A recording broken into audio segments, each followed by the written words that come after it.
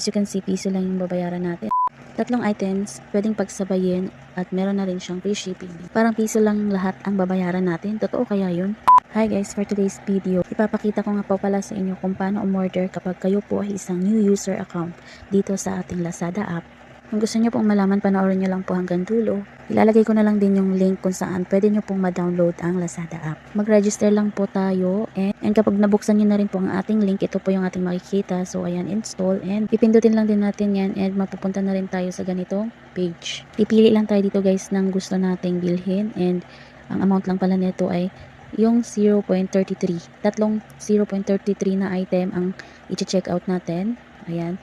Pagka may napili ka na, add to my pick ka lang. Halimbawa, ayan, kulay pink, add to pick. And kailangan natin guys, 3 items para maging piso or 0.99 lamang. So, ayan, pumili pa nga ako ng isa pang item. Add to pick mo lang din. Dito nga pala sa may gilid guys, dito natin makikita yung mga in-add natin or pinipick natin. Mamili lang tayo dito guys ng 3 para hindi po lampas piso. So ayan, meron na nga po akong napili.